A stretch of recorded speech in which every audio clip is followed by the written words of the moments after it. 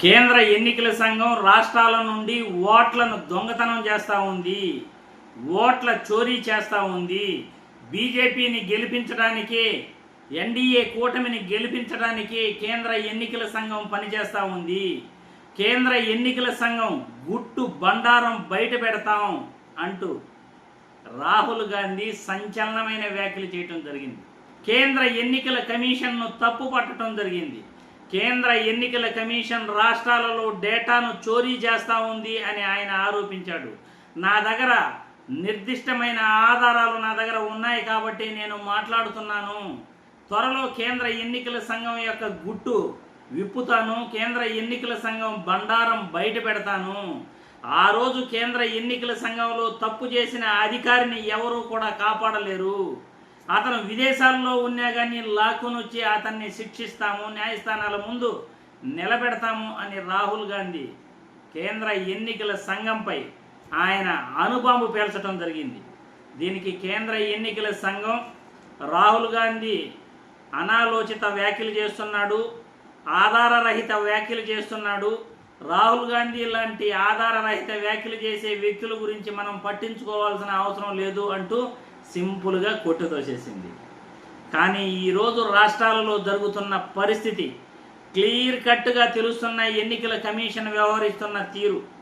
2024 ఎన్నికలలో ఒక ఆంధ్రప్రదేశ్లోనే ఎన్నికలు ఎలా జరిగాయి? సాయంత్రం 6 గంటల వరకు 61.85% ఓటింగ్ ఉంటే ఎన్నికలు ముగిసే సమయానికి 82% పైనే ఓటింగ్ ఎన్నికల సంఘం చూపించింది. అంటే 14.5% ఎక్కువగా ఓటు నమోదు ఎన్నికల సమయం అయిపోయిన తర్వాత చూపించడం జరిగింది. ఇది కుట్ర కాదా? ఎన్నికలు ఈవీఎం ఫామ్ 20 డేటాను 108 రోజుల తర్వాత పెట్టడం ఇది కుట్ర కాదా? ఇందులో ఏం అంతరార్థం ఉంది? ఫామ్ 20 డేటా కేవలం ఎన్నికలు జరిగిన, ఎన్నికల ఫలితాలు విడుదలైన 2-3 రోజుల లోపల ఖచ్చితంగా ఆన్లైన్లో పెట్టాలి. కానీ ఆంధ్రప్రదేశ్ రాష్ట్రంలో ఫామ్ 20 డేటాను 108 రోజుల తర్వాత పెట్టడం జరిగింది. అదేవిధంగా ఈవీఎంల బ్యాటరీ పనితీరు, ఈవీఎంలు ఎన్నికలు జరిగిన రోజు పోలింగ్ పూర్తయిన వెంటనే 60% బ్యాటరీ నమోదై ఉంటే కౌంటింగ్ రోజు అవి ఓపెన్ చేస్తే, లాగిన్ చేస్తే ఈవీఎంల్లో 90% బ్యాటరీ ఎలా వస్తుంది? ఇది కుట్ర కాదా? ఇది మోసం కాదా? ఒక బ్యాటరీ అనేది మొబైల్ బ్యాటరీలో ఏదైతే బ్యాటరీ వేస్తామో, కాలిక్యులేటర్లో ఏదైతే బ్యాటరీ వేస్తామో అదే బ్యాటరీ ఈవీఎంలు కూడా వాడటం జరుగుతుంది. మొబైల్ను షట్ డౌన్ చేసినప్పుడు మళ్ళీ రీలాగిన్ చేస్తే ఖచ్చితంగా బ్యాటరీ శాతం తగ్గుతుంది కానీ పెరగదు.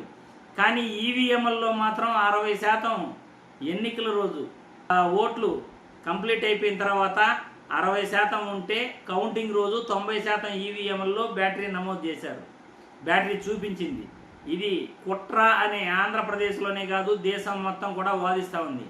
ఓట్ ఫర్ డెమోక్రసీ అనే సంస్థ, ఏడీఆర్ అనే సంస్థ ఆంధ్రప్రదేశ్ రాష్ట్రంలో ఓట్లు గల్లంతయ్యాయి, 5 లక్షల ఓట్లు తారుమారయ్యాయి, ఓట్లు మారాయి అని క్లియర్ కట్గా వాళ్ళు చెబుతున్నారు. సుప్రీంకోర్టులో కేసు కూడా వేశారు. ఆంధ్రప్రదేశ్ రాష్ట్రంలో 53 లక్షల ఓట్లు గల్లంతయ్యాయి అని నిర్ధారణ కూడా జరిగిపోయింది అని రాష్ట్రంలో మేధావులు, రాజకీయ నాయకులంతా కూడా చెప్తున్నారు. క్లియర్ కట్గా ఆంధ్రప్రదేశ్ రాష్ట్రంలో 53 లక్షల ఓట్లు తారుమారైతే ఖచ్చితంగా టీడీపీ కూటమి ప్రభుత్వం అసలు వాళ్ళు గెలిచేవాళ్లే కాదు. వాళ్ళ ఓట్ల శాతం ఎంత ఉండేదో ఆ 53 లక్షల ఓట్లు తారుమారైతే పరిస్థితి ఇంకోలా ఉండేది. కానీ కేంద్ర ఎన్నికల సంఘం నిమ్మక నీరెత్తినట్లు వ్యవహరిస్తూ ఉంది. ఎన్నికల చోరీ చేస్తూ ఈరోజు ఈవీఎంల పనితీరు ఎలా ఉందో దేశం మొత్తం కూడా గగ్గోలు పెడతా ఉంది. అగ్రదేశాల్లో అమెరికా లాంటి దేశాల్లోనే బ్యాలెట్ విధానం ఉంటే భారతదేశంలో ఈవీఎంలతో ఎన్నికలు జరిపిస్తున్నారు. ఈవీఎంలతో ఎన్నికలు జరిపించడం వల్ల ఈ విధమైన ఫలితాలే వస్తాయి.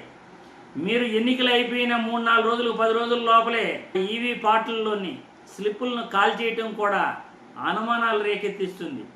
ఈరోజు రాహుల్ గాంధీ చేసిన వ్యాఖ్యలు మా దగ్గర నిజాలున్నాయి. రాష్ట్రాలలో ఓట్ల చోరీ జరుగుతూ ఉంది. ఖచ్చితమైన ఆధారాలతోనే మేము మాట్లాడుతున్నాం. కేంద్ర ఎన్నికల సంఘం గుట్టు విప్పుతాము.